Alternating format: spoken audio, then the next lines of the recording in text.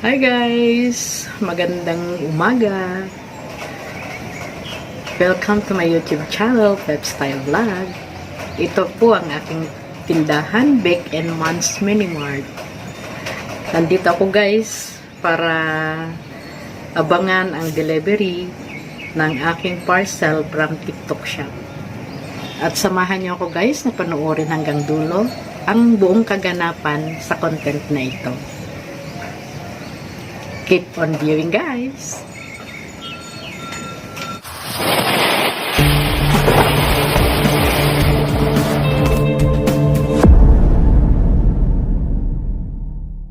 Ang matagal ko nang hinihintay na delivery.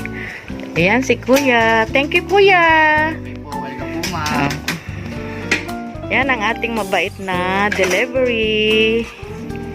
So, ito na nga guys, ang ating mga parcel na dumating galing sa TikTok shop. Buksan na natin.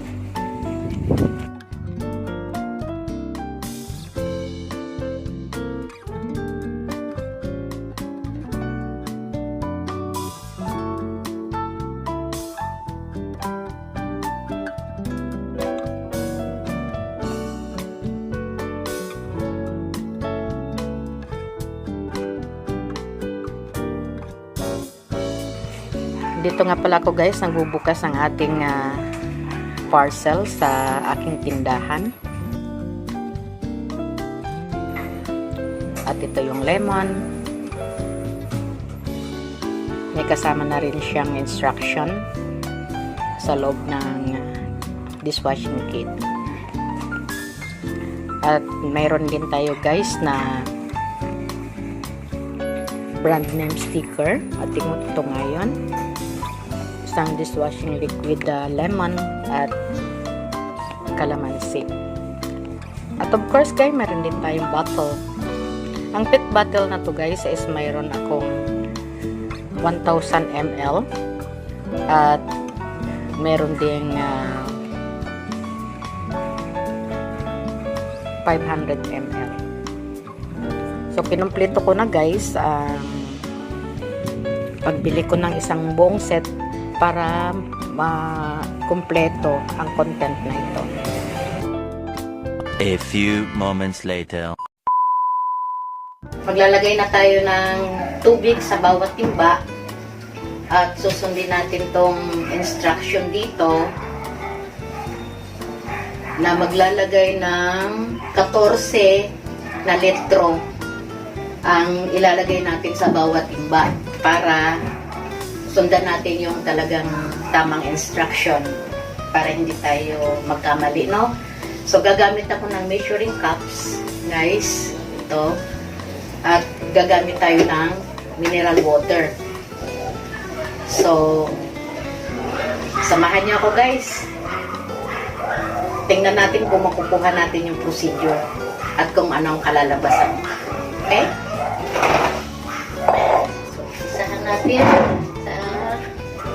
So, isahan natin sa isang timba. Mas magandang kung mineral water ang gagamitin natin para sigurado malinis. Ayan.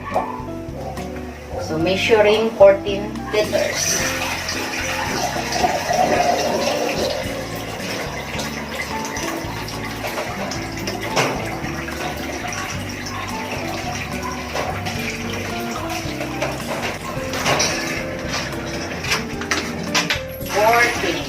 Yan guys, eksakto siya na 14 na litro.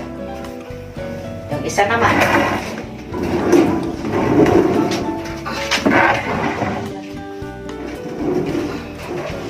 Yan, may extrang dumaan si mother.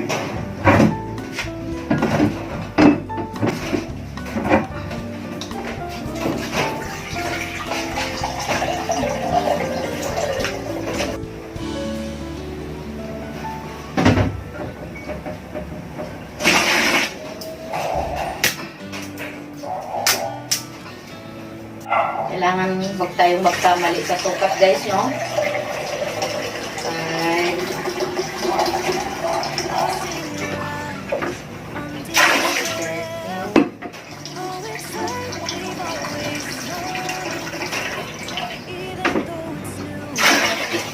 natin. Yan, tingnan natin kung parehas. Ayan na guys, nalagyan na natin ng bawat timba ng tubig.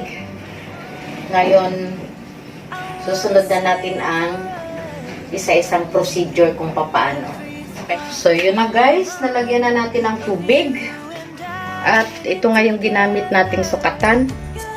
14 litro. Ito, eksaktong sukat. At umpisahan na nating sundan yung procedure kung paano timplahin ang ating dishwashing liquid. At gagamit tayo ng timer. Papakita ko sa inyo, ginawa ko lang to.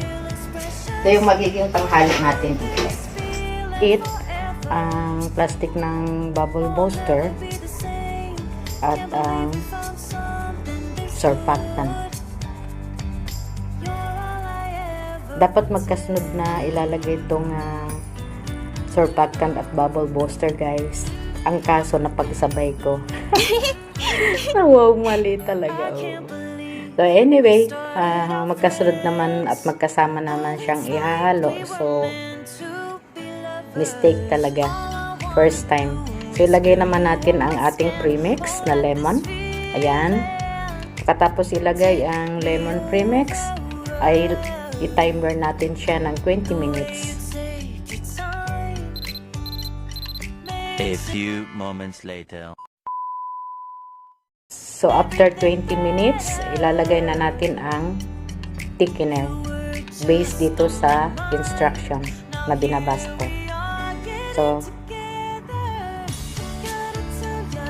habang nilalagay guys ng paunti-unti ang thickener, kailangan haluin siya ng dahan-dahan. Dahan-dahan lang guys para mahalo ng gusto ang mixture. At para hindi gaano mabula. Ganyan. Dahan-dahang halo. So after na mahalo-halo ito guys, pag natunaw na lahat ng sangkap niya, tatakpan natin siya at i-leave natin ng 24 hours. A few moments later.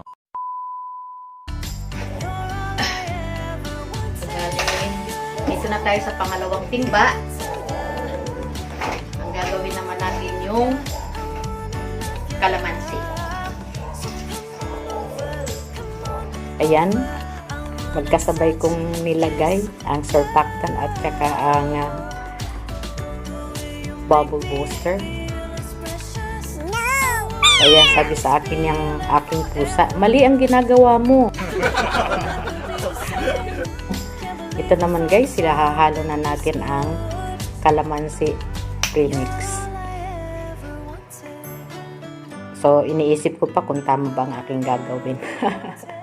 So, habang hinihalo natin ang ating premix guys, unti-unti nating ihalo.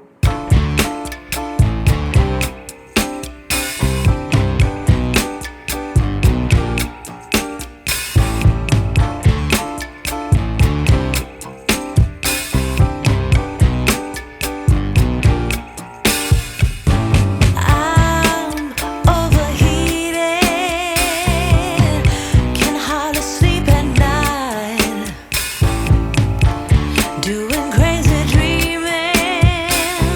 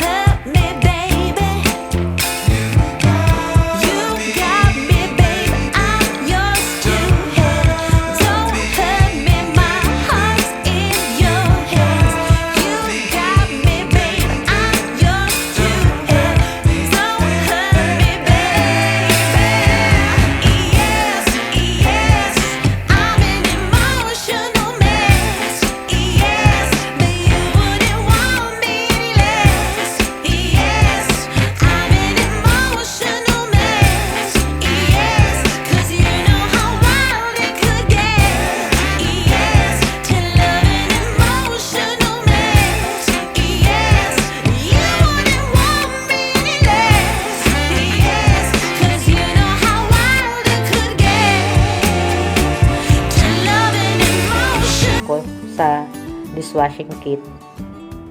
At ito na nga ang resulta. Nagsasali na tayo ng ating first attempt ng paggawa ng dishwashing liquid.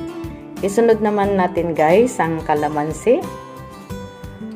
At tulad ng lemon, napakaganda ng resulta. Clear na clear siya guys. So same na procedure. Lalagay ko unahin ko ang 500 ml na sasalinan ng ating dishwashing liquid. Mahirap guys, siguro sa umpisa lang, lahat naman ng umpisa mahirap, pero sa kalaunan, madulas na rin yan. Oh, you're so funny. So ito guys, ang ating dishwashing liquid. Maliit lang ang puhunan nito guys. Maliit na puhunan. Tiyagain lang. May negosyo ka na. So, ito naman lalagyan ko ang 500 ml ng kalamansi dishwashing liquid natin. A few moments later. Ngayon, ito naman ang pagtatakip guys. May flat na cover tayo ng takip na gagamitin natin sa kalamansi. Ipo-push down lang siya guys, then i-close. At meron din tayo na dalawang klase ng sports cup. So, ito naman guys ang paglalagay ng ating brand sticker para maging presentable ang ating production. So, dinidikit ko na nga. Maganda rin ang quality guys ng dishwashing sticker natin. So, happy talaga ako sa resulta. Gandang tingnan. Walang pinagkaiba sa branded na dishwashing liquid guys ang quality ng nagawa natin. So, at ang quality ng dishwashing sticker, 5-star ako. At sa quality ng nagawa ko is very satisfied ako. So, sana nagustuhan nyo ang ating first production guys. At totoo ang nasa loob ng dishwashing kit na makakagawa ka ng 15 to 16 liters na dishwashing. So, yan po. Both na lemon at ang kalamansi ay nakagawa ako ng 16 liters. Sa kalamansi, ang ginamit ko ay flat na cover. At sa lemon ay gumamit tayo ng dalawang klaseng sports cup para sa 1,000 ml at saka sa 500 ml. So, yan ang ating presentation guys. Sana nagustuhan nyo ang ating presentation ng ating dishwashing liquid packaging.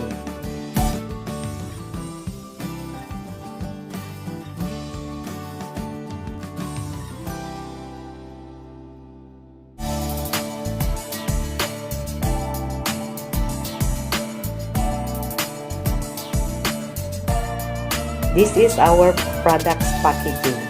Maraming salamat po sa panonood. Thank you so much for watching. Bye!